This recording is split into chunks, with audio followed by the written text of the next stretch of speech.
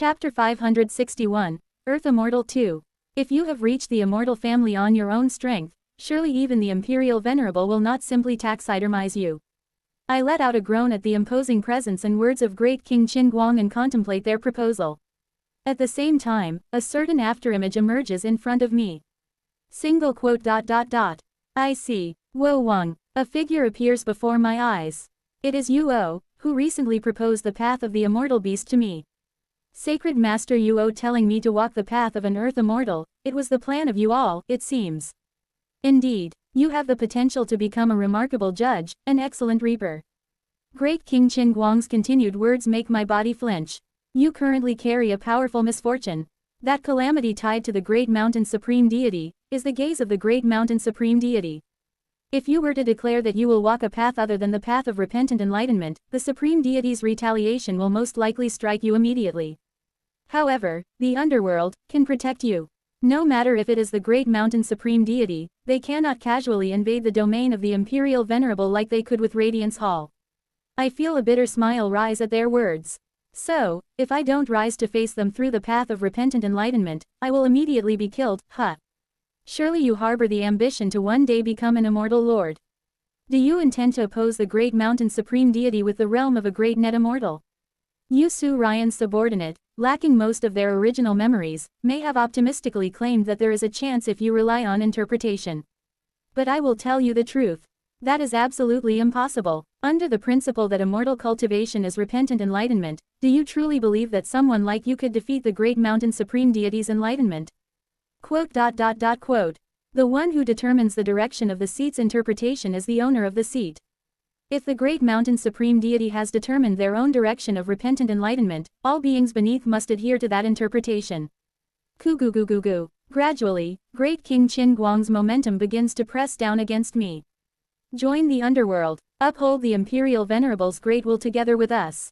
Transcend the way of light and help root the true way of salt into the 3,000 great thousand worlds. Do not walk the path of impossibility under the Great Mountain Supreme Deity and meet a futile end.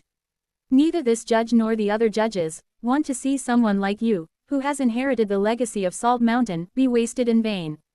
They, who have been pressing down on me with their momentum, soften their aura and extends their hand, coaxing me. If the Imperial Venerable intends to taxidermize you within the deepest depths of the underworld, this judge will plead on your behalf. You are a talent necessary for the underworld. Please, come to us. Then, I ask back. I also believe that the way of salt is correct. However, I once heard this from the Sword Spear Heavenly Lord, the way of salt cannot distinguish between good and evil. And, the greatest evidence of that is my senior brother, the Great Mountain Supreme Deity. Am I wrong? I wonder. Regarding the good and evil of the Great Mountain Supreme Deity, Great King Qin Guang seems to adopt a somewhat ambiguous attitude for some reason. However, I speak without hesitation. My senior brother's way is evil and devilish. I undoubtedly support the way of salt. But I cannot, under any circumstances, support my senior brother, the Great Mountain Supreme Deity. For that reason, I also cannot, fully, support the way of salt that embraces even the Great Mountain Supreme Deity. Your Majesty claims the Imperial Venerable envisions a world beyond light. It is deeply impressive. However, will the world envisioned by the Imperial Venerable be solely just? Will it not simply be a world where supreme deities like the Great Mountain Supreme Deity run rampant? How daring! Great King Qin Guang's eyes flash with ominous light as they press down on me. However, I refuse to yield and lift my head high. Thank you for offering me a place in the underworld. However, I will find my own path. This is something I cannot change. I will seek the seat of repentant enlightenment. And if it means your comrade will be eternally taxidermized and never to return. Wo Wang, the fate of Jian Mianghun flickers before my eyes. The red fate, like a thread of intent, stretches towards somewhere. That red thread leads to the deepest depths of the underworld. It points directly to the audience chamber of the oldest one. Jian Mianghun is currently having a private meeting with the Heavenly Venerable of the underworld. I see. Now I understand why you are holding me here. Great King Qin Guang is detaining me to make their recruitment offer while ensuring that Jian Mianghun's private meeting with the Heavenly Venerable of the underworld remains undisturbed. And, I look at Jian Mianghun's fate, the straight red thread, and realize something. Follow one's fate, and walk the straight path. This is the attitude Yang Su Jin spoke of that one must adopt in the underworld. Through this, I grasp something. Quote. Since earlier, you have been pressing me down with your overwhelming presence and showing me the scenery of the Blade Mountain, trying to suppress me, but you have not actually been able to touch me. It seems that judges surprisingly cannot interfere with spirits freely. Is that not right? Wo Wang. I take a step towards Great King Qin Guang. I now understand what it means to walk a straight path and what it means to walk a crooked one. I will retrieve my comrade and return. Please forgive my rudeness. Step. Resolving not to listen to Great King Qin Guang any further, I walk forward without hesitation. Great King Qin Guang fades from my sight like an illusion. At the same time, a certain wisdom strikes my mind. I see. The judgment method of the underworld is pain. It is making those who caused pain to others realize that pain themselves. Like the flashback I saw earlier, sinners are shown their own flashbacks. Within it, scenes of regret and moments of wrongdoing to others are replayed endlessly until they themselves come to repent. Crunch. This is the judgment method of the underworld. The Blade Mountain hell I saw behind Great King Qin Guang earlier.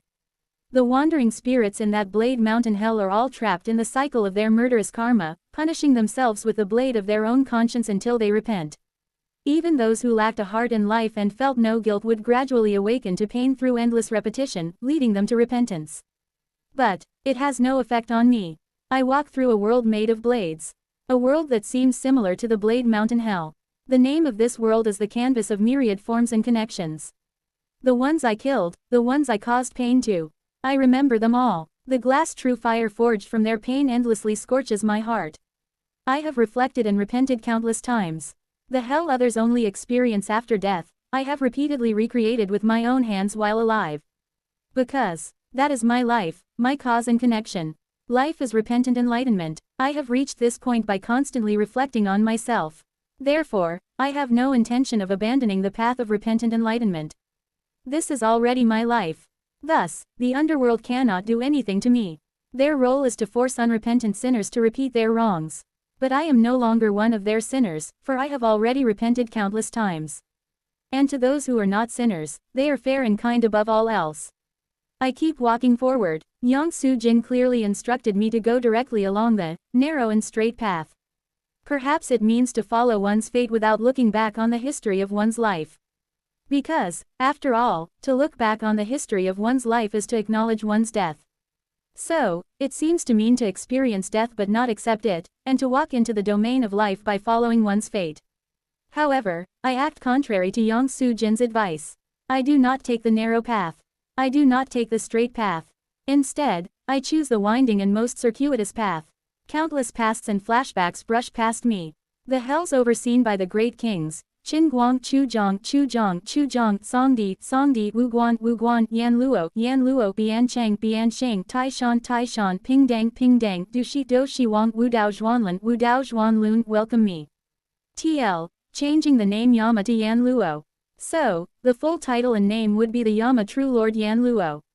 Editor. These are the 10 kings of the underworld in Chinese mythology, each the magistrate of one of the 10 courts, not in the above order though. Ping Dang and Du Shi have been swapped. The hells of the underworld are none other than the repetition of one's own sins. I endlessly repeated. I see their hells, reflect my life upon those hells, and let out a bitter smile. They are all hells I have already experienced. They cannot judge me, for I am already being judged. The pain that even beings devoid of hearts are forced to feel under the hands of rakshasas, yakshas, and asuras is the endless regression that is the underworld. Within each person's flashback and eternal regression, those who understand the pain overseen by the underworld 10 kings and repent for their wrongs are released. That is the law of the underworld. But eternal regression, I have done it countless times. I enter the final hell. Crossing the world of black darkness overseen by great King Wu Dao Zhuanlin, I contemplate the shadows of my life. And so, I pass through the darkness hell, traversing all the hells. Step. Thus, I finally arrive beyond all the hells and reach the deepest place of the underworld. I once again arrive at the deepest depths where the oldest one resides. Goo. Previously, I had to approach quite close to see it, but now, I can see it even from afar. Perhaps it is designed to become visible from a distance only to those who have experienced every hell. White wheel. Now that I have experienced every hell, this wheel asks me where I wish to reincarnate. However, I ignore the question and approach the wheel. Having drawn nearer, I finally see the red light cluster, presumed to be Jaeon Myung-hoon. The light cluster is suppressed by the presence of the deep darkness beneath the wheel, unable to move. If it were Yang Soo-jin, he would likely have followed his fate and simply left after seeing the heavenly venerable of the underworld. But Jaeon Myung-hoon doesn't seem to have the capability to withstand the presence of the heavenly venerable of the underworld. Quack. Grasping Jaeon Myung-hoon's soul, I speak. It has been a while. I have come to fetch my friend. Now that I have found him, I will take my leave. At my words, the heavenly venerable of the underworld, the oldest one, seems to smile. Warurururuk. Then, a candle scattering the light of salt appears before me, and a shadow emerges once more. The shadow opens its mouth and speaks in a voice I can comprehend. To dive into the underworld without hesitation to rescue a friend, it reminds me of the vast cold heavenly lord in their youth. Now taking the face of Kong Min-hee, the shadow smiles and gestures towards Jaeon Myung-hoon. Come, give it a try. At those words, I look at Jaeon Myung-hoon. The one who had been a red cluster of light has regained a somewhat human form as I grasped him. Jaeon Myung-hoon sits on a chair of black light, his face blank as though devoid of all will. I look between him and the shadow before speaking. Since you have granted permission, I will take him with me. Wu Wang. Behind me, the three great ultimates emerges. Simultaneously, the wheel overlaps with the three great ultimates. Please forgive my rudeness. Kugugugugu. So long as I have repented for my sins, the beings of the underworld cannot interfere with me. If that's the case, all that remains is to bring my friend back. The immense force amplified by the three great ultimates and the wheel begins to forcibly lift Jaeon Myung-hoon from the chair. Arise. Jaeon Myung-hoon. Quadududuk. Jaeon Myung-hoon does not rise easily. I realize that he is trapped in some kind of cycle of reincarnation. Just like the hells I recently passed through. Jaeon Myung-hoon is endlessly repeating the past within his flashback. But this is different from hell. No, that is more akin to heaven. Tien Guo. Towards the man, endlessly repeating the days of happiness with Jin So-hye, I shout loudly. Arise. Jaeon Myung-hoon. With that, Jaeon Myung-hoon begins to rise from the chair, driven by my brute strength. His buttocks are stuck to the chair, but I pay no mind and start tearing him away from it. Bibududududuk. Jaeon Myung-hoon's buttocks begin to rip away. And finally, Jaejeong. With part of his buttocks ripped off, Jaeon Myung-hoon is pulled off the chair by my hand. Kua. Jaeon Myung-hoon's spirit sheds bloody tears, but I pay no mind and sling his spirit over my shoulder. Turning to the shadow of the heavenly venerable of the underworld, I speak. I will be taking him. Farewell. Until we meet again. Ho ho ho. The heavenly venerable of the underworld, wearing Kong Min-hee's face, laughs brightly. You are just like the vast cold heavenly lord. They, too, crudely ripped their companion free and took them away. Wo Wang. Before long, Jaeon Myung-hoon has returned back to his spirit form. The chair where Jaeon Myung-hoon sat on also turns into a fragment of darkness, and attached to that darkness is what appears to be a piece of the flesh of Jaeon Myung-hoon's buttocks. The piece of flesh seems to have been torn off and stuck there. Soon, that piece of flesh also transforms into a form of light and shines within the darkness. What remains there is his lingering attachment. Keep that in mind. I will let him go for now, but as long as his attachment remains in this place, he can return here at any time. Quote. I will remember. I carry Jaeon Myung-hoon and walk forward. The heavenly venerable of the underworld and the white wheel also disappear like illusions. I experienced hell, while Jaeon Myung-hoon experienced heaven. What is clear is that both of us have experienced the underworld. Pot. In the distance, I see light. It is the domain of life. Jaeon Myung-hoon flies towards the domain of light even faster than I do. He will now embrace life and death. Within the domain of light and, with a high probability, successfully advance to true immortality. As for me, I turn to look behind me. Countless illusions and worldly concerns seize me. It occurs to me that if I remain here, I too can experience the heaven that Jaeon Myung-hoon just encountered. As I look back, I embrace the countless illusions. Thank you, all of my worldly concerns and heart demons. All of my connections. Let us go together. All of them, I will carry on my back. And so, with them in my embrace, I leave the domain of the underworld. As I exit the domain of the underworld, a certain wisdom is instilled within me. It seems to be a reward from the heavenly venerable of the underworld for experiencing all the hells. It shows me a certain scene. That is, It is a transmission sent by the Great Mountain Supreme Deity to the domain of the Heavenly Venerable of the Underworld. Upon reading the transmission, I flinch in surprise. The alliance shall be terminated. 3,000 years ago, that is, the time when I faced Xiao Wei'ol using filling the heavens governing view and shattered the fates of Yi and Wei and Hun Wan. At that point in time, the Great Mountain Supreme Deity GWAKM broke a certain alliance that had existed with the forces of the underworld. The truth of that time unfolds before my eyes. Chapter 562, Earth Immortal 3. A world of endless darkness. The underworld. A certain will was transmitted there. It was a will mingled with the scent of thousands, no, hundreds of millions of corpses. It is now you must act. The Great Mountain Supreme Deity GWAKM was communicating with the Heavenly Venerable of the Underworld.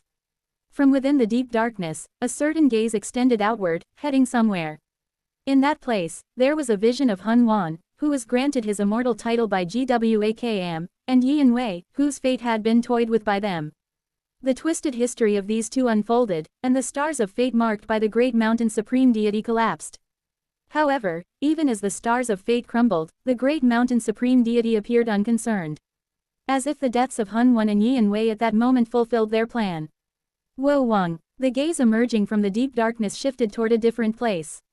It is the place where Ohai Seo, who was struck by Hun Wan's great mountain-splitting emperor technique before his death, was located. Deep within Ohai Seo's soul. After the Great Mountain Supreme Deity recognized Seo Unyun's plan, they tolerated the collapse of the stars of fate and used Hun Wan's great mountain-splitting emperor technique as a medium to transfer their immortal title deep within Ohai Seo's spirit. Then, in the moment she was transported to the true devil realm by Xiao Wei'ol. The Great Mountain Supreme Deity activated their power. Using the remnant of Yu Hao Te left in the true devil realm, they manipulated the karmic fire from cedarwood painting to converge. Warurururuk. The karmic fire clung to Ohai Seo, who had fallen into the true devil realm. On that day, Ohai Seo died once. And then, she revived from death, together with her authority.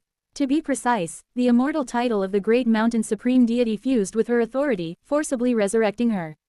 Afterward, using the power of the Great Mountain Splitting Emperor technique, they expelled the karmic fire from her body.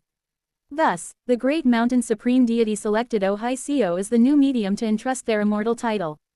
Taking advantage of the gap created when Blood Yin self-destructed and a hole was torn in the Sun and Moon heavenly domain, the Great Mountain Supreme Deity summoned Ohai Seo to their own domain. The karmic fire left in the true devil realm was naturally returned to the netherworld, and Ohai Seo, now in the grasp of the Great Mountain Supreme Deity, was utterly crushed and experienced death once again. In that state, they contacted the underworld. While the enders divert the gaze of light, we must proceed to the audience chamber.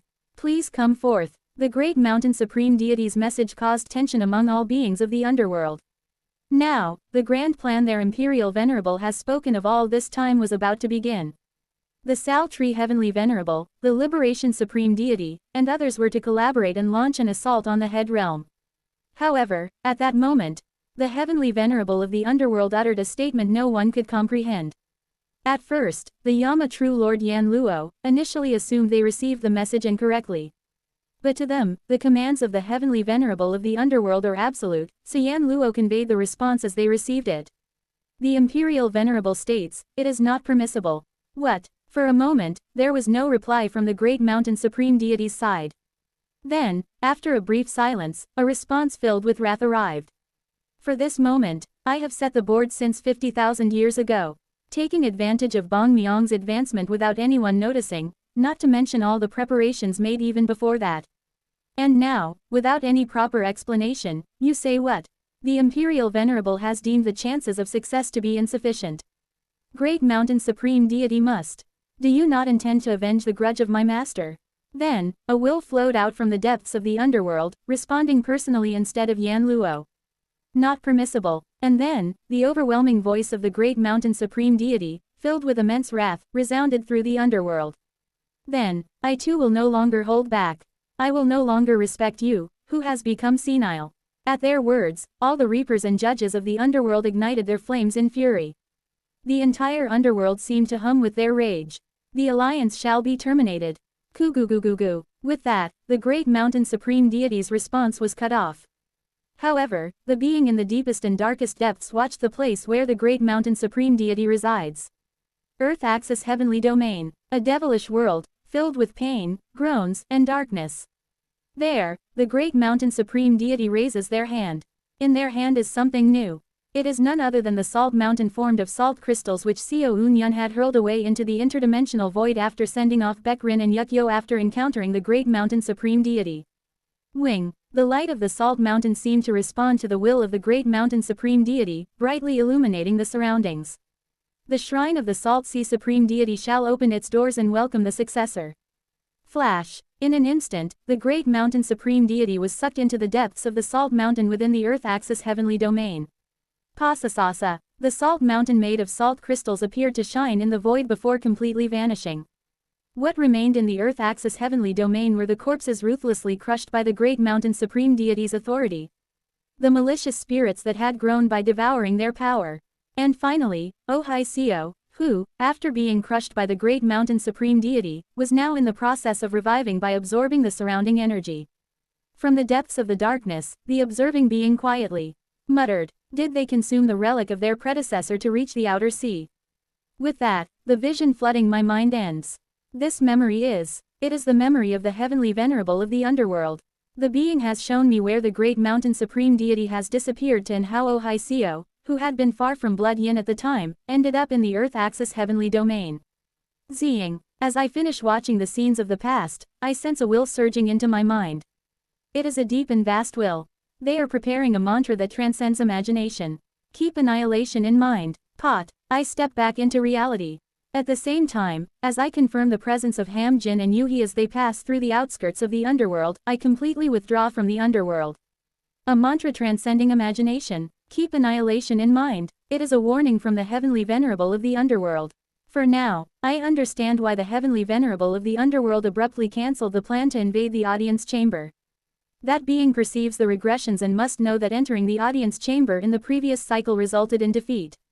Thanks to the regression, the calamity was averted, and so was the event that could have led to the annihilation of the Great Mountain Supreme Deity, Liberation Supreme Deity, and Sal Tree Heavenly Venerable. Knowing there is no chance of success, the long-prepared plan was suddenly abandoned. However, the Great Mountain Supreme Deity was not fully informed due to certain reasons.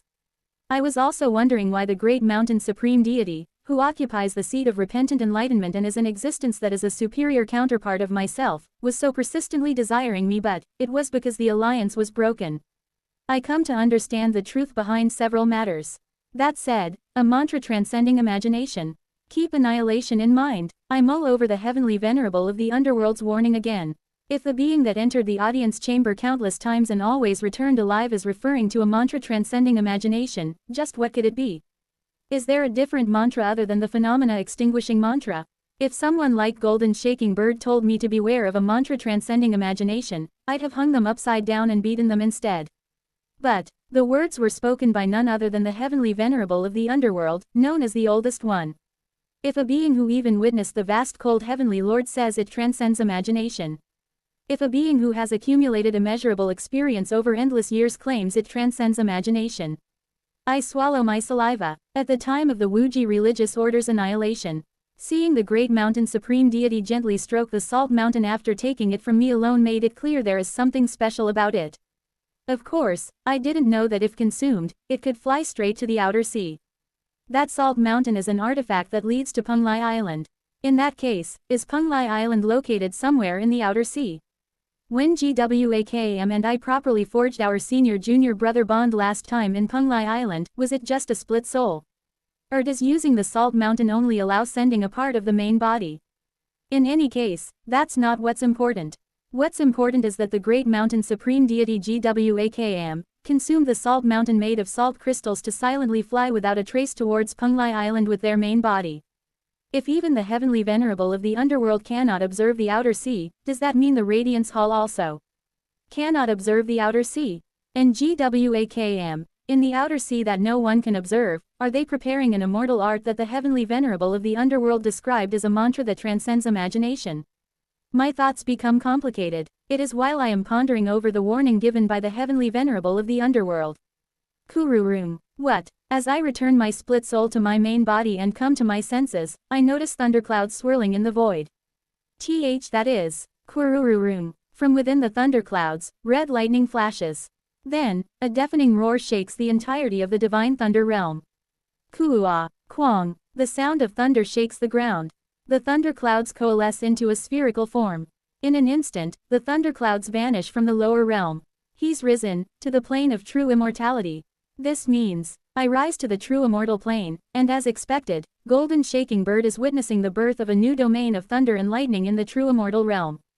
Kururum. As Jaeon Myung-hoon's great heavenly rain of the charged lightning veil transforms, it creates a strange world where lightning falls like rain. I look at that world and smile bitterly. Within Jaeon Myung-hoon's world, the thunderclouds seem to move endlessly, as if forming some shape. It is a face. The cherished faces from the golden divine heavenly thunder sector etched into those thunderclouds. Pajijijijik. At the center of the thunderclouds, I see the face of Jin Sohei engraved. Kururum. As red lightning appears to cascade from Jin Sohei's face, a spirit Jingling composed of lightning itself seems to emerge beneath her visage. The lightning spirit, clad in fluttering immortal attire made of crimson lightning, is a man with red eyes who lets his long crimson hair of lightning flow down. The red-eyed man reaches out towards the face in the sky, but Jin Sohei's face dissipates like a fleeting cloud. Seeing this, he wears a bitter expression, pulls out a withered hand from his chest, and presses it tenderly to his lips. Kurururum. In an instant, the lightning world compresses around the man and soon takes on the exact same form as him. Jaeon Myung-hoon has thus succeeded in fully embracing both life and death. What the acceptance of life and death that took me 3,000 years, he completes it in mere seconds. It's just when I stare at him, slightly dumbfounded. Jaeon Myung-hoon looks up at the sky of the true immortal realm and stares intently at one of the 10 thrones floating above it. Just then, Kurururum, a colossal lightning spear, bright enough to illuminate the true immortal realm that is only darkness, strikes down where Jaeon Myung-hoon stands. This is the heavenly punishment supreme deity, Dugon, is personally delivering the true immortal advancement tribulation to Jaeon Myung-hoon. Just as I once bore the gaze of the great mountain supreme deity, Jaeon Myung-hoon now bears the overwhelming attention of the heavenly punishment supreme deity. A heavenly tribulation so fearsome that even an ordinary true immortal would melt entirely into a prophecy if struck by it. Kurururum. But Jaeon Myung-hoon does not dissolve into nothingness under the heavenly punishment. Instead, he becomes a thundercloud. The crimson thundercloud, rippling with countless faces, seems to writhe before beginning to rotate. The rotating thundercloud consumes the heavenly tribulation entirely. Ah, Kurururum. Ha, an instant that feels like an eternity. Jaeon Myung-hoon finally endures that moment, and succeeds in devouring all of the heavenly tribulation. Kururum. After consuming every last bit of the tribulation, Jaeon Myung-hoon returns to his human form and reaches his hand toward the sky. Quack. Reaching out, he clenches his hand tightly as if grabbing hold of something. Perhaps he has chosen his path. I think I know what path he has chosen. Because Jaeon Myung-hoon's gaze is so firmly fixed on the throne of the heavenly punishment supreme deity. Ah, no, master, you must not choose that path. Golden Shaking Bird cries out as if aware of how unfathomable it is to walk the path of a seat owner, but Jaeon Myung-hoon shows no sign of listening. Soon, hazy vapor gathers around Jaeon Myung-hoon, enveloping him before dispersing. He has been granted a name by the naming supreme deity. With that, Jaeon Myung-hoon, bestowed even an immortal title by the naming supreme deity, successfully completes his advancement to true immortality. Jaeon Myung-hoon, Wu Wang, revealing my presence in the true immortal realm, I send attraction force towards him in greeting. Movement in the true immortal realm is exceedingly difficult. One can move little by little, but it is almost impossible to escape being bound in place like a fixed star. Although I managed to move from the Sun and Moon heavenly domain to the Bearing Tree heavenly domain, my position in the true immortal realm itself has barely changed. All that changed is that the location in the lower realm I can descend to has shifted to the Bearing Tree heavenly domain. It is a very fascinating feeling. This is almost like, yes, it is similar to using one of those rectangular search magic artifacts on Earth, enjoying games within it. While the main body remains seated and unmoving in reality, my access to heavenly domains changes depending on the heavenly domain where I, or those who revere me, move within the lower planes. It's a feeling I haven't experienced in a very long time, fascinating. I struggle to move within the true immortal realm, making my way toward Jaeon Myung-hoon. How far have I come close? Perhaps his consciousness domain is slightly smaller than mine, as Jeon Myung-hoon finally spots me and flinches. Woo Wang. I laugh heartily as I approach Jeon Myung-hoon and pat him on the shoulder. Congratulations on your advancement to true immortality, Jeon Myung-hoon. Smack. Then, I get slapped across the face. Seo Eun-yun, you crazy bastard. I almost died. Can't you be a bit more careful? It's been a long time since I last got slapped by Jeon Myung-hoon, so I grab him and give him a little initiation ritual for his true immortal advancement. This bastard, hitting someone like this just because you got slapped a little. It doesn't even hurt that much anymore, right? Well, that's true. Jeon Myung-hoon, Gold Shaking Bird, and I briefly descended to the lower realm, gathering around a campfire in front of the small hut where Jeon Myung-hoon had been staying, casually chatting. I threw the impermanent sword. Gold Shaking Bird, through Dua's body. And Jeon Myung-hoon, by temporarily overlaying himself over his vestige to lower his plane, making this gathering possible. By the way, just how did you manage to accept life and death so quickly? It took me 3,000 years. I just followed my fate. By following it, life and death naturally fell into place. Don't you already know from when you advanced to true immortality? At Jeon Myung-hoon's words, I clear my throat. Sorry, but I don't exactly know what my fate is. Is that so?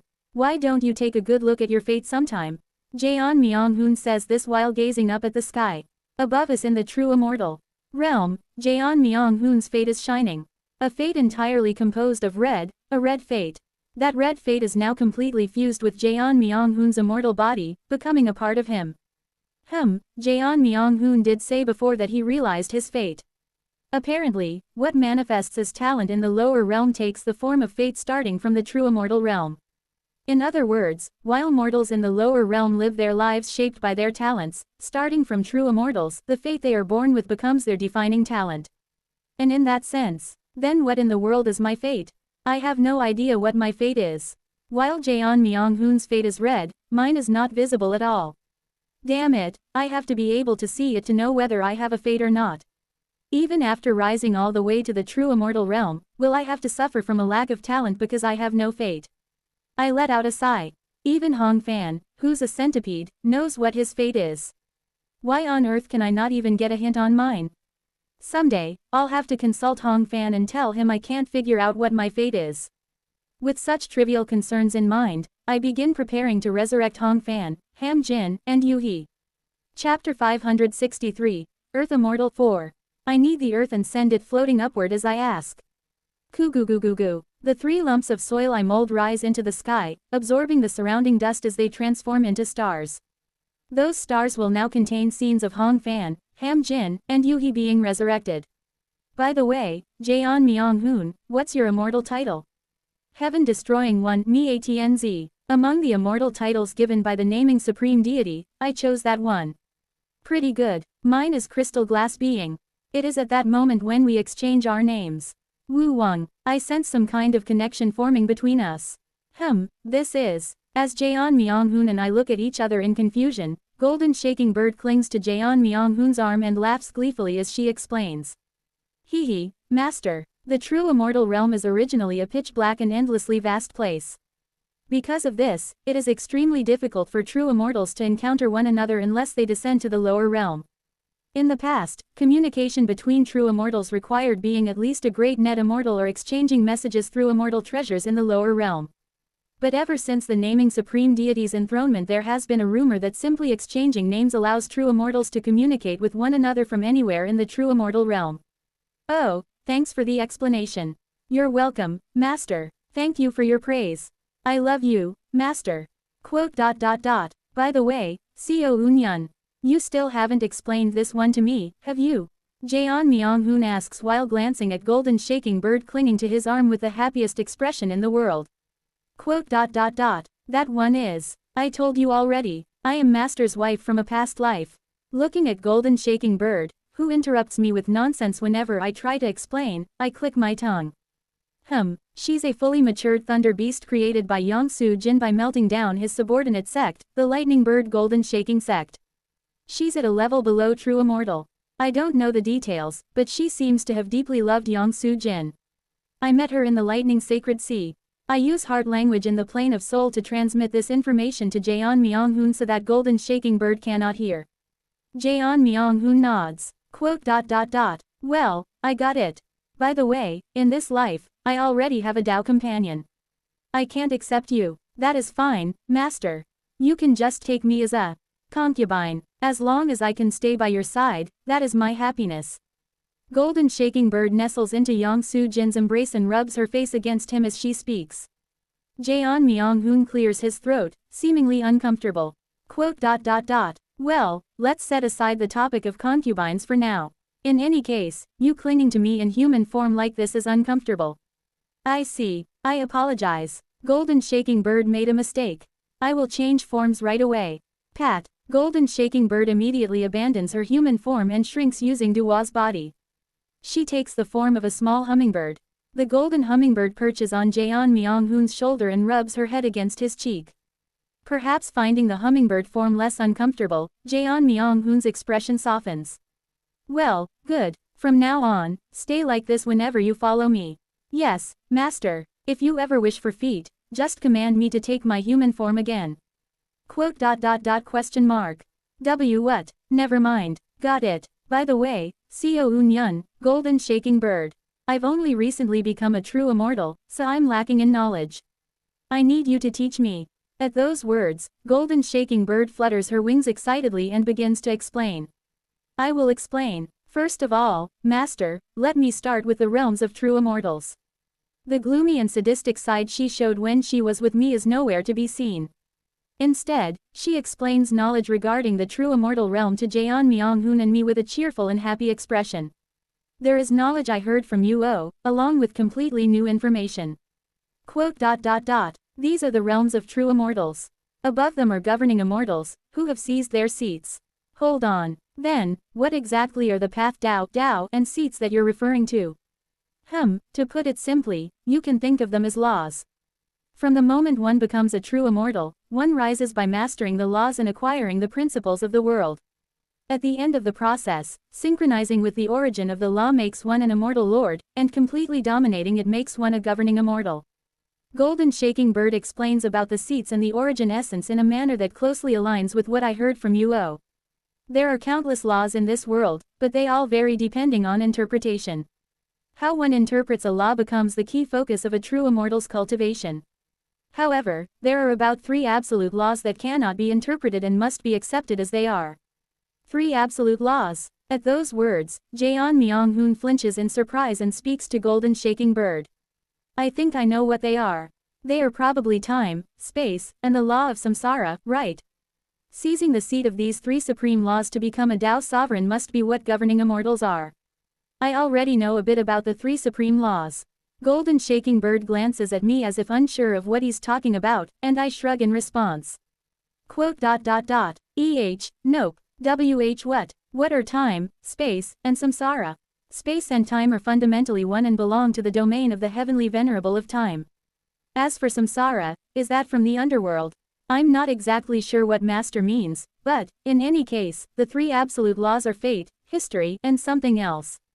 Perhaps in master's homeland, such laws are. Enough. I just misunderstood for a moment, so don't dig into it so seriously. For some reason, Jaeon Myung-hoon's face flushes red, and he snaps irritably at us. Golden shaking bird, discouraged by his outburst, lowers her head and continues her explanation. My apologies, master. Anyway, the 3 absolute laws are fate, history, and something else. At her words, I grow curious and ask. There's something I find curious. When I asked the Reapers and those affiliated with the underworld, they said the absolutes were fate, history, and death. Why do you seem unsure about the third one? Is that what the underworld says? Honestly, I'm not sure. They say the 3 powers operate Mount Sumeru, but, other than fate and history, no one properly knows the identity of the third one. The underworld says it is death, while Radiance Hall claims it is the first light. Meanwhile, the factions of the Source River insist that the third law does not exist. The words coming out of Golden Shaking Bird's mouth are quite peculiar. The underworld says death, Radiance Hall says the first light, and the Source River denies its existence entirely. Even among true immortals, opinions are divided. Rumor has it that Radiance Hall only promotes the theory of the first light to promote their faction, but, even within their ranks, opinions differ on whether the third law truly exists or what it is. Some in Radiance Hall advocate the first light theory, while others agree it is death. I hum softly in response. Both the Sword Spear Heavenly Lord and Yuo had explained it is death, so I had always assumed that was the case. Is there something else? Golden Shaking Bird flutters her wings and continues her explanation. To be honest, it's not treated as particularly important. It's just that the Underworld, Radiance Hall, and the Northern Heavenly Venerable all agree, saying, well, there seem to be 3 laws, so it's accepted as the norm. But in reality, while there are many heaven immortals aligned with fate and immortal beasts aligned with history, no true immortal aligned with the third law can be found no matter where one searches, so wouldn't searching for it be a futile endeavor? Well, that is true. I click my tongue and nod. However, Jeon Myung-hoon doesn't seem to accept Golden Shaking Bird's words. Wait, what are you talking about, Seo Eun-yun? Even in the lower realm, weren't there the Heaven Tribe, Earth Tribe, and Heart Tribe? Then, wouldn't the third law be something like martial arts? Regarding that, Master in his previous life managed to partially uncover it. Wo Wang. Above Golden Shaking Bird's head, the shape of a taiji appears. The essence of the Heart Tribe's manifestation ultimately lies in their use of qi. The way those of the Heart Tribe accumulate qi is said to be a degraded version of the Heaven Tribe methods, while their movement techniques are said to be a degraded version of the Earth Tribe methods. And as for those of the Heart Tribe who reach the 6th stage of manifestation, they can only rise by mastering the methods of the Heaven and Earth Tribes. That's right, the idea of pure martial arts is, in the end, non-existent. Pure intent alone accomplishes nothing. When I attained entering heavens and wielded core formation level power with the formless sword, it was because I melted the gang sphere into the formless sword. Other Heart Tribe members may reach entering heavens directly from 5 energies converging to the origin, but that's only because they pour their own life force into their entering heavens, enabling them to produce core formation level power. The power of artificial souls used by Jangik or the drawing forth of power, in the realm of tribulating heavens taught by Tae Yal Jaeon. In truth, all of it is simply drawing upon qi that exists somewhere in another dimension. The process of converting willpower in the plane of soul into qi through my formless sword or impermanent sword is essentially the same principle. It wasn't until I reached the realm of severing heaven that I realized this. Before, I even believed in the existence of pure soul power, but that, too, was just extracting qi or attraction force that exists somewhere in the world through a special method. With pure intent alone, nothing can be done. Intent merely sets the direction, enabling one to draw qi and attraction force through that direction. Pure martial arts, honestly, doesn't exist. Martial arts is simply the result of combining the powers of heaven and earth, and the heart is just a directional guide.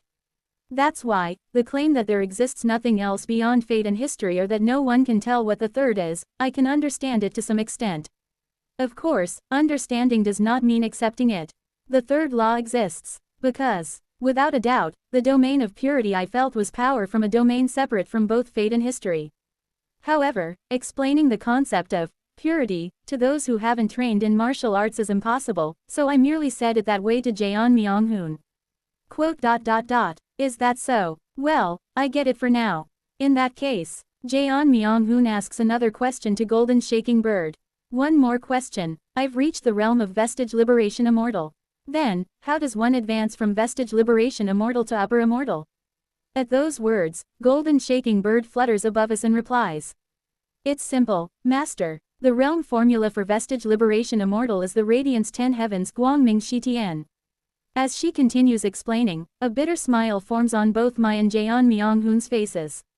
Without using immortal treasures or any devotees, only by relying on one's own prophecy or immortal art, one must create 10 fixed stars in the lower realm. Then, when individuals from the lower realm use the light of those stars in their rituals, and all the light of the 10 stars is entirely consumed in the rituals of lower realm inhabitants, they are engraved upon Mount Sumeru as necessary existences. When this happens, one will gain a starting point by Mount Sumeru to move towards the realm of heaven upper immortal of the fate system or the realm of earth upper immortal of the history system. I see. Then, do you know anything about the heavenly tribulation for the upper immortal advancement? In response to Jeon Myung-hoon's question, Golden Shaking Bird perches on his shoulder and speaks with a slightly concerned tone.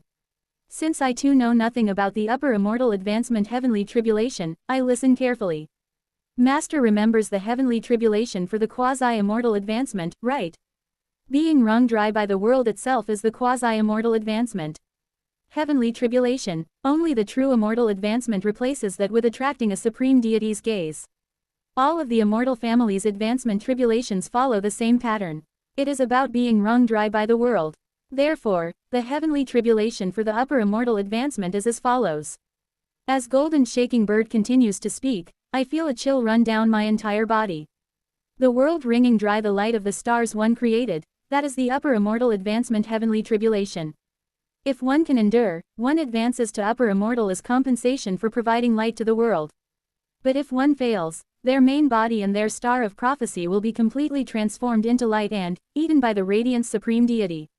That is the heavenly tribulation for advancing to upper immortal. Hearing this, both Jeon Myung-hoon and I stare at the campfire in silence. The campfire flickers, the night grows deeper, and among the three prophetic stars hovering in the sky, one shines first. It is the star that contains the scene of Hong Fan's resurrection. Chapter 564, Earth Immortal 5. Being eaten, by the owner of light. Is that a metaphor? At Jeon Myung-hoon's question, Golden Shaking Bird lands lightly in front of us and continues speaking in a slightly lower voice. It is literal, a vestige liberation immortal who fails their advancement ritual. In other words, one lacking sufficient light to extract is ultimately forced to replace the missing parts with their authority and their main body. In the process, the entire body of the vestige liberation immortal becomes light and scatters across the universe, and those scattered photons all return to the owner of light. In the end, failing the advancement ritual amounts to feeding the stomachs of the supreme deities. It is no different from being eaten. Quote. Jeon Myung-hoon and I remain silent in the face of this unexpected and terrifying truth. After some time of brooding silence, I extinguish the campfire and distort the surrounding attraction force to block out all light. Then, I ask her a question. What exactly is the owner of light? What kind of being wields such terrifying authority? Why in the world does the radiant supreme deity have the authority to devour true immortals? At my words, Golden Shaking Bird looks up at the sky for a moment before responding. There seems to be a misunderstanding. This is not a problem with the radiant supreme deity. What? Governing immortals? No, all seats in this world ultimately represent realms of immortal cultivation. Or perhaps, portions of a realm, or the process of immortal cultivation itself. She continues her explanation calmly, as though she is recounting a story she once heard from someone else. The person who told her this story is obvious. Behind Golden Shaking Bird, Jeon Myung-hoon and I feel as though Young Soo-jin himself is narrating this to us. We all walk the path of immortal cultivation, but stop at some realm along the way and are buried there. Eventually, we rot and decay, becoming the nutrients of the world once again, providing the foundation for future generations to continue on the path. Being eaten is simply decaying on the path of immortal cultivation and becoming its foundation. And the governing immortals have become the very path of immortal cultivation itself. Therefore, dying within the realms overseen by the governing immortals simply makes one their daily sustenance. Quote. So what you're saying is, I recall the Sword Spear Heavenly Lord. The Radiance 8 immortals are said to oversee the realms of Chi refining 4th star and the Vestige Liberation Immortal. Which means, aside from the Radiant Supreme Deity, what are the other realms overseen by the governing immortals? At my question, Golden Shaking Bird flutters into the air and uses golden lightning to write words in the void. The realms overseen by the governing immortals are as follows. Chi refining 3rd star, Eastern Heavenly Venerable Flower Monarch, Great Mountain Supreme Deity. Chi refining 4th star, Radiance Supreme Deity. Chi refining 6th star, Liberation Supreme Deity. Chi refining 7th star, Southern Heavenly Venerable True Ultimate Eternal Life Great Emperor. Chi refining 14th star and 4-axis advancement ritual, Great Mountain Supreme Deity. 4-axis stage, Great Mountain Supreme Deity. Integration stage, Swallowing Heaven Supreme Deity. Sacred Vessel stage, Liberation Supreme Deity. Entering Nirvana and True Immortal Advancement Ritual, Western Heavenly Venerable Netherworld Ghost Mother. Immediately after True Immortal Advancement, Naming Supreme Deity. Vestige Liberation Immortal, Radiance Supreme Deity. Heaven and Earth Upper Immortal, Great Mountain Supreme Deity. Great Net Immortal, True Martial Great Emperor, True Ultimate Eternal Life Great Emperor, and Flower Monarch, the three heavenly venerables. Immortal Lord. Radiance Supreme Deity, Emptiness Supreme Deity. These are the realms overseen and controlled by each governing immortal. As I observe the immortal cultivation systems dominated by the governing immortals, I let out a low sigh. Jaeon Myung-hoon glances at me before asking a question. Does the heavenly punishment supreme deity not have a cultivation system they control? Ah, the heavenly punishment supreme deity oversees all advancement rituals. And, the naming supreme deity, although it seems like they only oversee the very narrow space of, immediately after true immortal advancement, the establishment of cultivation formulas for each realm falls under their domain. What? Startled, I ask. The cultivation formulas for each realm are created by the naming supreme deity. Exactly. Wait, that means cultivation formulas are unnecessary for the Earth tribe. This is because their formulas are essentially nothing more than refining the instinct and wild nature engraved into their bloodlines. Thus, those who rely on cultivation formulas are. Does that mean the naming supreme deity is involved in the birth of the Heaven tribe? Only the Heaven tribe. Golden Shaking Bird shakes her head. That is not the case. Haha, of course, all of the Heaven tribe are essentially extensions of the naming supreme deity. Until they become vestige liberation immortals and transcend their birth nature, the authority to oversee celestial energy for mortal beings belongs solely to the naming supreme deity. In a way, you could even say that the naming supreme deity governs the chi refining seventh star as well. Isn't that interesting? The naming supreme deity was once a human who, in the age before Heaven tribe cultivation methods existed, reached the pinnacle of the Earth tribe and became the immortal beast king. And yet, this same deity is most directly involved in the creation of the Heaven tribe. Naming supreme deity. For some reason, I feel like the naming supreme deity holds more hidden secrets than other dangerous governing immortals like the Radiance supreme deity, the heavenly venerable of the underworld, or the great mountain supreme deity. In any case, all supreme deities and heavenly venerables control the entire immortal cultivation system. And failing advancement within a system overseen by a governing immortal is essentially the same as being eaten by them. That sounds familiar. Ahaha, there certainly exists a saying like that between the star-shattering stage and entering nirvana stage. Something about being devoured by the heavenly domain. My eyes gleam. The heavenly domain, or in other words, the astral realm as it's commonly called, belongs to the supreme deities. That's correct. More precisely, the entire heavenly domain, including the astral realm, belongs to the supreme deities. Every heavenly domain has an owner who governs it, and each time a supreme deity is born, a new heavenly domain is inevitably created. I see. Through Golden Shaking Bird, I managed to resolve many questions about the current immortal cultivation system in this world. Golden Shaking Bird flutters upward and perches on Jaeon Myung-hoon's shoulder, continuing her explanation. In the end, all beings who set foot on the path of immortal cultivation are fated to either be devoured or to devour others. My master described it humorously as, all things of all phenomena are pills. Ahaha, isn't it such an amusing joke? Ahaha, Perhaps, all cultivators are fated to be consumed by the very system of immortal cultivation itself. Ahaha, Jaeon Myung-hoon clears his throat and asks a question. By the way, this makes me a little curious. If there is one supreme deity per heavenly domain, doesn't that mean there are currently 10 governing immortals? Not 10 existences, Shi-kun, but 11 existences, Shi-kun. They are also referred to as the 11 governings, Shi-yu. Hearing this, Jaeon Myung-hoon asks suspiciously. What are you talking about? After advancing to true immortality and seeing the supreme deities in the sky, there were clearly only 10. I, too, find this puzzling. 11 governings, why are there 11? During my true immortal advancement and even during my regression, there were clearly only 10 seats. Unexpectedly, Golden Shaking Bird scratches her head with her wings before lowering it. I apologize. I am not entirely sure about that either. However, Radiance Hall claims it to be 11 governings. All the allied factions of Radiance Hall accept this claim as well. While the underworld or the Great Mountain Supreme Deity may not agree with it, they don't particularly refute it either. For now, the only faction making this claim is undoubtedly Radiance Hall. Radiance Hall is practically the entirety of this world. Hasn't the Golden Divine whispered anything to you?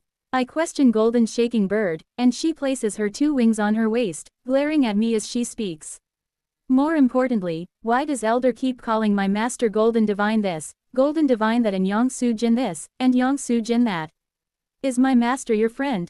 It's infuriating to hear someone as young as you refuse to address my master with proper honorifics. Quote. Bringing up age in front of me. Even assuming Yang Su Jin is still alive, the combined ages of Yang Su Jin and Golden Shaking Bird would barely exceed half of mine. What nonsense is she spouting at me? Just as I'm about to smack Golden Shaking Bird with the impermanent sword, Jaeon Myung-hoon lightly taps Golden Shaking Bird on the head and says, Seo Eun-yun is my friend and is also from the Golden Divine's homeland. Moreover, there's a time discrepancy between our homeland and Mount Sumeru. So, in terms of time, the age difference is only about 500 years at most. That's close enough to be an older-younger brother relationship, so don't fuss about it. Yes, master. I apologize. I did not realize the age gap was less than 500 years. It is Golden Shaking Bird's fault. As an apology, if he wishes, I will let Seo Eun-yun lick my feet. Quote. Alright, just answer Seo Eun-yun's question. Did Yang Su Jin whisper anything to you? At Jaeon Myung-hoon's words, Golden Shaking Bird seems to recall an old memory before responding. My master once spoke about the reason why the number of visible thrones in the sky and the number of thrones claimed by Radiance Hall differ. He said, it's a truth that is both absurdly laughable and chilling. A truth that is both laughable and chilling. Something about that doesn't seem to add up. Can something laughable and chilling coexist in a single sentence? What a bizarre expression. Just what does it mean? When I asked what my master meant, he massaged my feet while saying, if you're very quick, you'll learn after reaching Great Net Immortal. If you're slower, you'll learn after becoming an immortal lord or a governing immortal. He also said, once you realize this, you'll understand why light rules the world. However, he warned me not to try uncovering the truth from any realm below upper immortal, as light would immediately notice and it would be dangerous. Information that light will notice. I sense that this trust must be tied to some enormous truth of Mount Sumeru. Light is wisdom. Therefore, if one tries to perceive or uncover something, it immediately notices. Right, Yang Su Jin said the truth will naturally become clear as I advance in cultivation. So, I shouldn't delve into this for now. This is dangerous, no matter how I look at it. As I contemplate this truth, Jaeon Myung-hoon raises another question. Here's the next question. Governing immortals are known as the owners of heavenly domains or of dimensions overlapping those domains. Following up on the previous question, if there are 4 heavenly venerables and 7 supreme deities, then shouldn't there be 7 heavenly domains? That's right. Something about the number of heavenly domains doesn't add up. Sun and Moon, Heavenly King, Twin Holding, Earth Axis, Bearing Tree, Good Sight, Horse Ear. Elephant Nose, Earth Boundary. According to the wisdom I received from Blood Yin, Mount Sumeru's heavenly domains total 9. Why are there 2 extra heavenly domains? At Jaeon Myung-hoon's observation, Golden Shaking Bird scratches her head again with her wings before responding. Golden Shaking Bird does not know for sure. As for the Bearing Tree heavenly domain and the Horseear heavenly domain, their original owner, the Heavenly Punishment Supreme Deity, was imprisoned by Radiance Hall, leading to the current state. The Bearing Tree heavenly domain's owner became the Radiance Supreme Deity, and Horseear heavenly domain was created specifically to imprison the Heavenly Punishment Supreme Deity. So, I can understand the existence of 8 heavenly domains, but where the last one came from or who created it? Golden Shaking Bird does not know that either. I apologize. No, it's fine. Let's figure that out gradually. Yes, thank you. Thus concludes Golden Shaking Bird's basic knowledge lecture for Jaeon Myung-hoon. Wo Wang. Clang, and just as the lecture ends, Hong Fan succeeds in his resurrection from the pitch-black darkness devoid of any light. Who, have you been well, master? Oh, Hong Fan, you've finally resurrected. How was the underworld? It's still running well as usual. However, I couldn't enter the depths of the underworld. I'm a bit regretful about that. Haha, you and your jokes.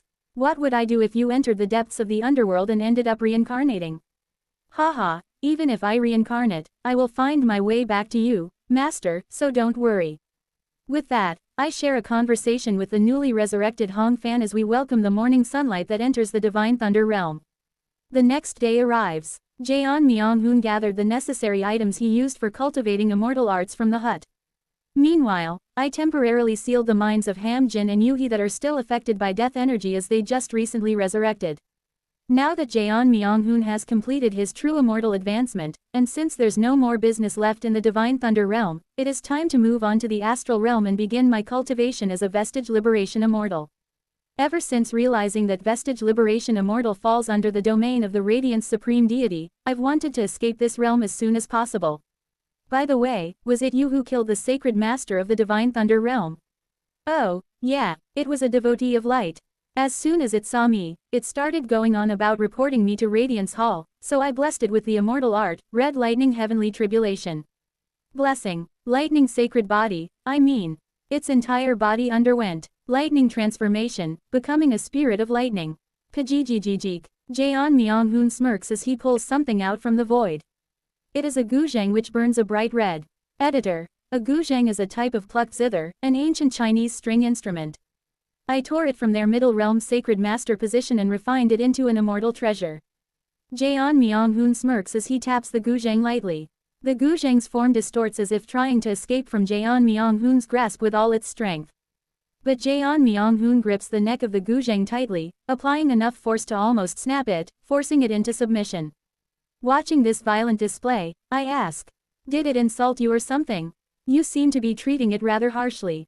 Yeah, the bastard insulted Sohei, calling her a shriveled hand or saying it looks crispy and tasty, give me a bite. Originally, I was just going to seal it after teaching it a lesson, but after hearing that insult, I lost my temper and decided to refine it into an immortal treasure. Before I can say anything, Golden Shaking Bird's eyes flip over in anger. Master, are you saying you were insulted? What happened to this sacred master's kin and race? Question mark. I just left them alone. They didn't witness our battle anyway, so they won't be able to report anything to Radiance Hall. That's. Master, isn't it only natural to exterminate the sacred master's race? To think it dared to insult Master. Please give the order. I will exterminate the sacred master's race, and through a blood sacrifice in the bearing tree heavenly domain for Master's convenience, descend Master's main body. There's no need to go that far. Capturing this bastard is enough for me. Even though it's not about destroying the entire Divine Thunder realm, but only exterminating its race. Then Master, at the very least, let me capture the Sacred Master's family or descendants for you. At Golden Shaking Bird's request, Jaeon Myung-hoon shakes his head and says. Didn't I say there's no need for that? This is an order. Don't make a fuss about this matter again. Understood. However, I believe this sacred vessel bastard that insulted Master has been insufficiently refined.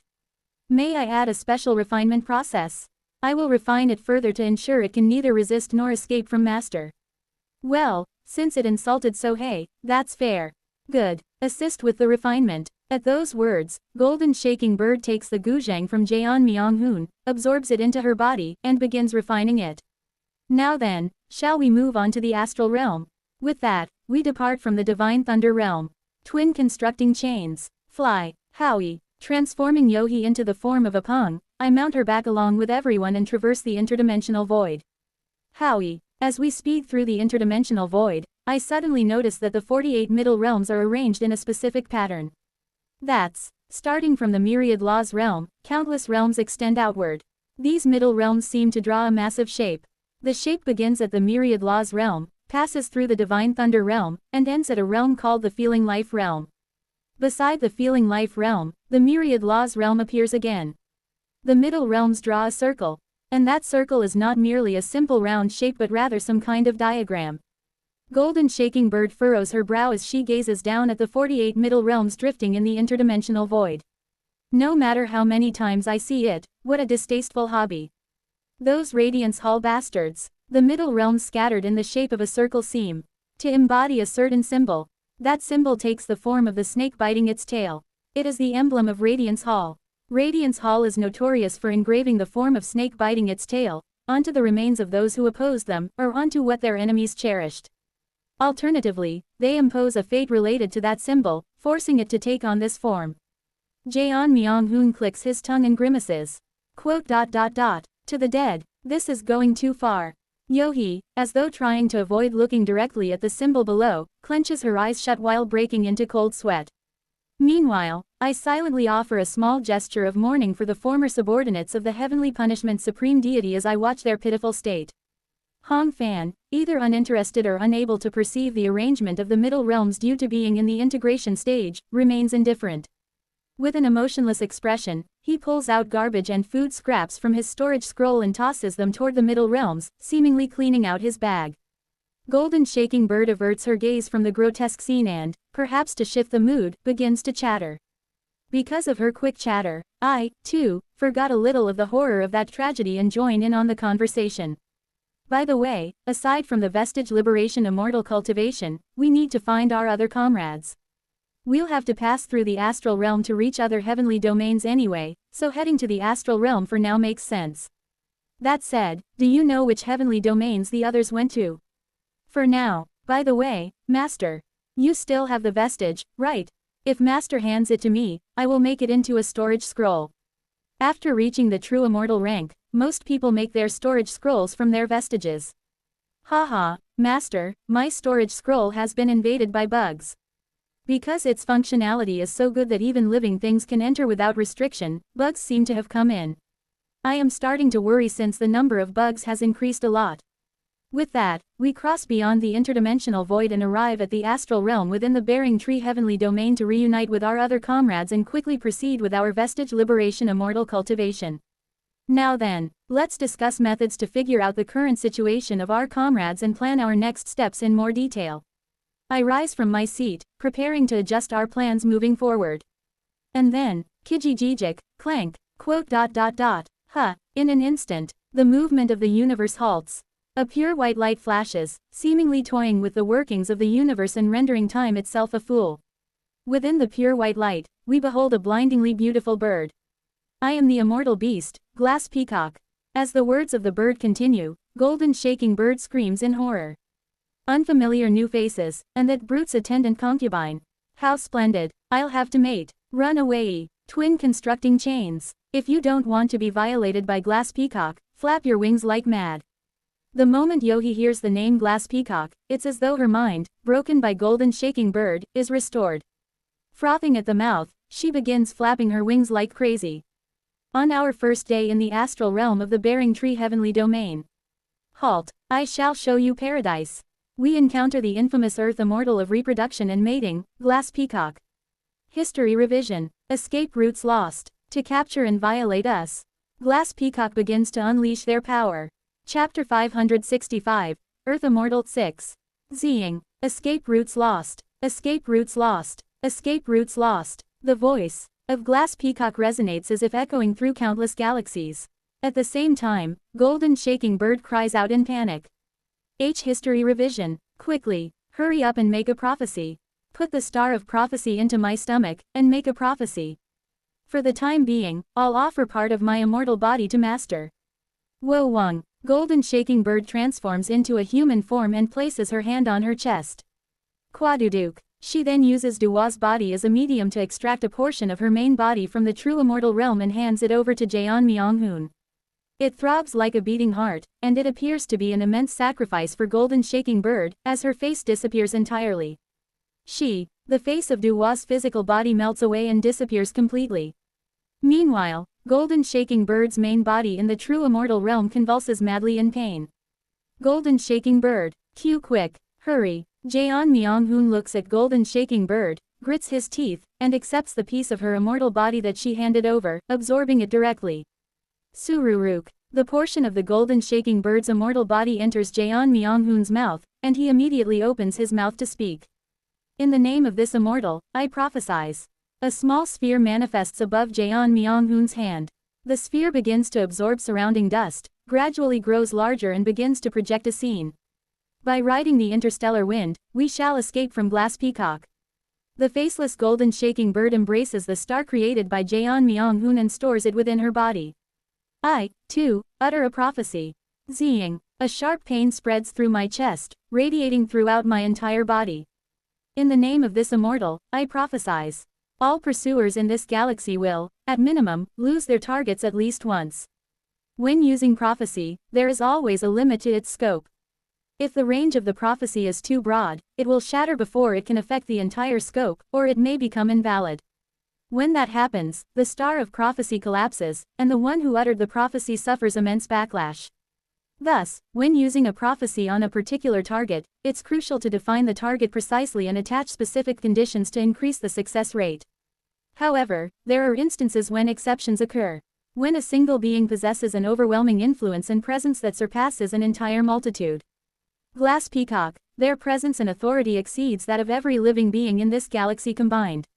In such cases, it is far more effective to direct the prophecy not at the individual but at the fate tied to the entire galaxy. Rather than making a prophecy involving a single glass peacock, it is far less likely to fail to make a prophecy that loosely applies to the galaxy where glass peacock currently resides.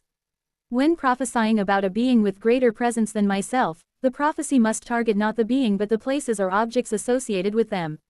This is one of the pieces of wisdom imparted by Blood Yin. Bearing the pain, I create a prophetic star and hand it to Golden Shaking Bird. She accepts it, stores it within her body, and then makes her own prophecy, sealing the stars within her so that no other being can interfere. Now, go, Yin Yang. I slap her back, turning away from the pursuer and looking towards the distant universe. Coo-goo-goo-goo-goo. Thus, we manage to escape from Yohi by riding on Glass Peacock. Glass Peacock soars upon the interstellar wind, and Yohi, bound by the prophecy that pursuers would lose track of their targets, at least once, fails to pursue us. From afar, all she can manage to do is struggle desperately to follow us. It seems as though Yohi is screaming something, but Glass Peacock, riding the interstellar wind, moves so fast that even the mentally speech of someone at the sacred vessel stage like Yohi is barely audible. Why, though, I suddenly feel a strange sense of unease. The expression on Yohi's face when she lost track of us earlier. It was unmistakably a face filled with terror. As if she had witnessed something incomprehensible. Something is strange. What could possibly frighten Yohi, who is supported by an unfathomable true immortal? Was losing us truly that unbearable? I turned to Golden Shaking Bird. That was a close call. To encounter someone like that the moment we arrived in Bearing Tree Heavenly Domain. By the way, why is your face gone? Chi. Golden Shaking Bird's face is gradually reappearing. No matter how much I wear the shell of a demon beast, the essence of a true immortal is formless. As such, when subjected to great pain, even the concept of a face is erased. Is that so? But why specifically the face? At my question, Glass Peacock responds. Because the face is essential for communication. Communication? What do you mean? We have no need for forms. Yet, we assume them nonetheless because it makes communicating with others much easier. Don't certain beings in the lower realm, when subjected to immense shock or pain, lose the ability to speak? Similarly, the faces or forms of true immortals temporarily return to formlessness under great pain, rendering communication impossible. Communication, Can't it be done with just the will? It would be ideal if it could. But not even true immortals can achieve that with ordinary willpower. Taking on a form and communicating is the proper way to fully harness the aid of light and to properly walk one's Tao. Do you know why Golden Shaking Bird tore off a piece of her immortal body to give to him? Yeah, Blood Yin taught me. Or rather, he infused the wisdom into me. Manipulating fate requires a price. To guide fate as one desires, one must possess the corresponding amount of fortune blessing. Since from true immortals onwards, one's fate is their talent, the fortune one is born with sets the basic limit for how many prophecies they can utter. While advancing one's realm may allow them to exceed these basic limits, every true immortal has an inherent cap on their prophetic ability. Upon reaching the Earth axis stage, one learns that the concept of extremity signifies a state of being without blessings. Every true immortal who overuses prophecy beyond their limits eventually falls into extremity, rendering them incapable of affecting any fate.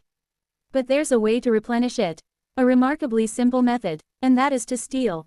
By interfering with the fate of mortal beings and seizing the good fortune that resides within their fates, one can absorb it into their own fate.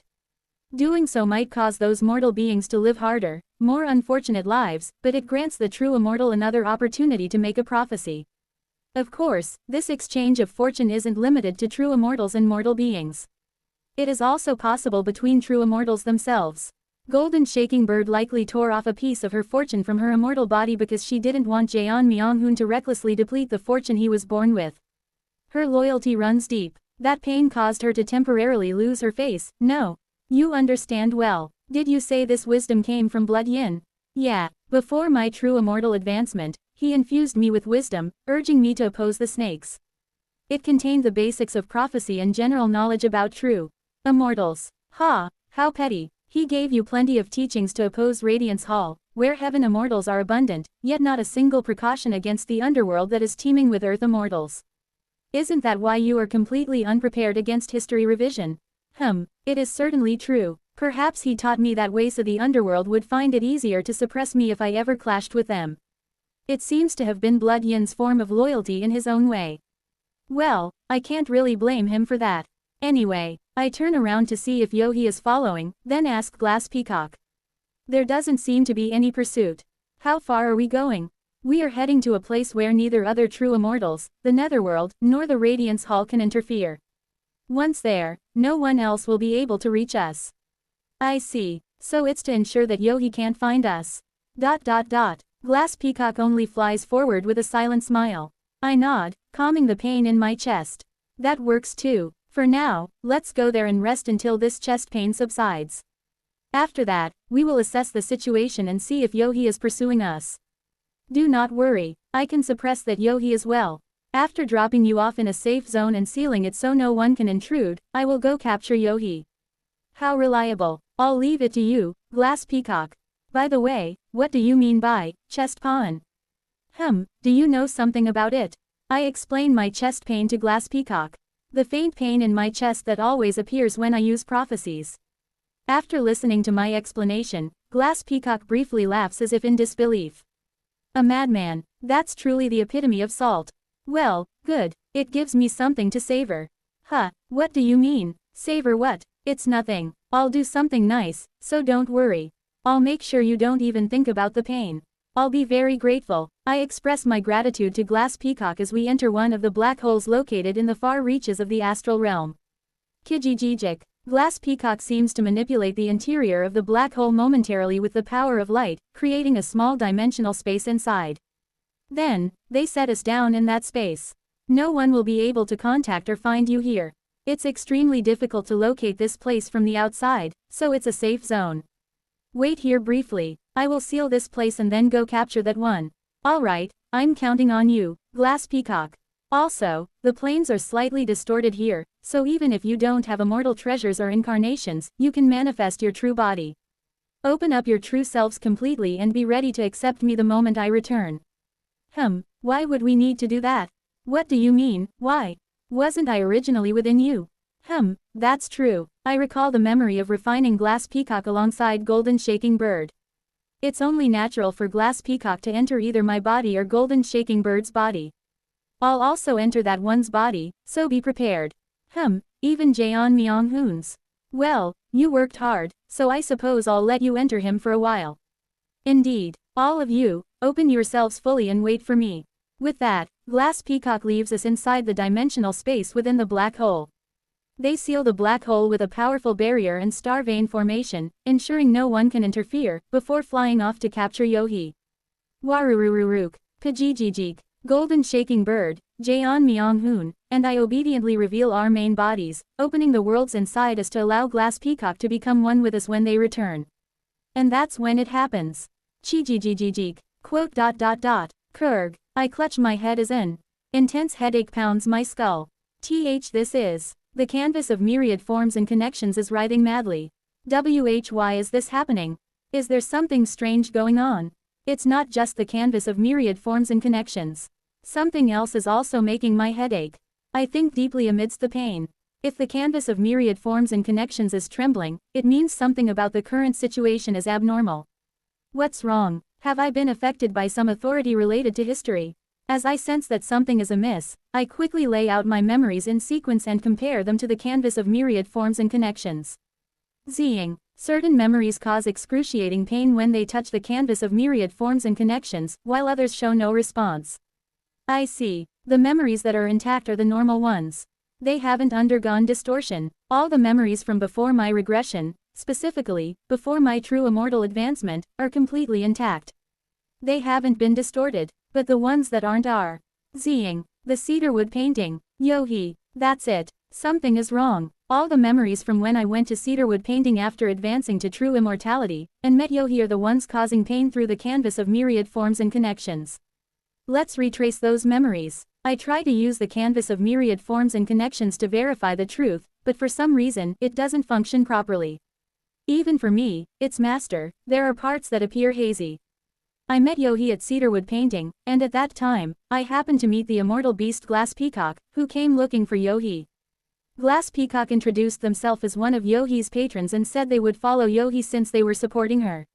At that time, Glass Peacock was in a split soul state, and they even helped me when Yohi rebelled against me. Later, in order to use the lightning sacred sea's great desolate path in the split soul state, Glass Peacock followed Golden Shaking Bird's proposal, mixed with the immortal treasure Yohi was being refined into and temporarily entered my body, synchronizing with me.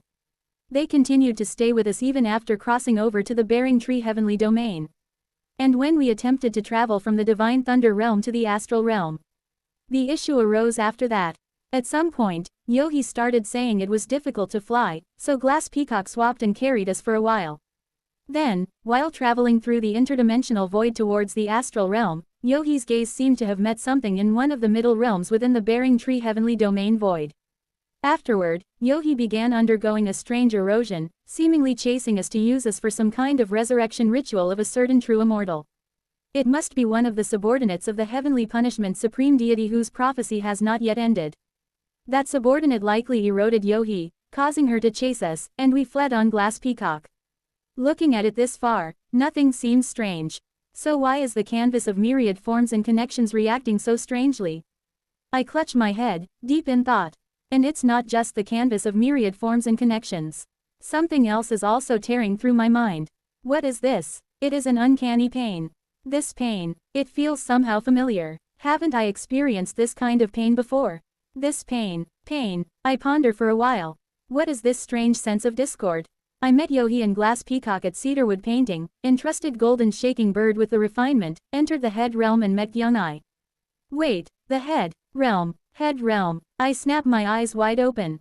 While the canvas of myriad forms and connections causes rejection and pain in all memories after cedarwood painting, the memories of what happened in the head realm do not cause pain, and the canvas operates normally. The head realm. There's something in the head realm. Something that holds a clue to solving this situation. The head realm. Suddenly, I recall that moment. The time in the head realm when I reached the 8th star of the Chi refining stage and partially broke free from the restrictions of the Northern Dipper sealing immortal flag. Back then, I momentarily entered a state of unity of the self and external word Wu Wo Yi Ti and saw the head realm's sun and moon. Sun and moon, at that time, Zing, Kuog. I scream as I finally realize the identity of the something else tearing through my mind alongside the canvas of myriad forms and connections. The memory of the sun and moon Ryu resonates with that something, dispelling the fog from my mind. The something causing pain alongside the canvas of myriad forms and connections is formless poison. Kuog. I scream from the pain inflicted by the formless poison, clutching my head while laughing. Ha ha ha ha ha ha ha ha ha ha. As my mind clears, the contents hidden within the canvas of myriad forms and connections are revealed. I met Glass Peacock in the Bearing Tree Heavenly Domain. For the first time, escape routes, lost. I see, it wasn't a path, losing the very reason to escape itself. That was Glass Peacock's history revision.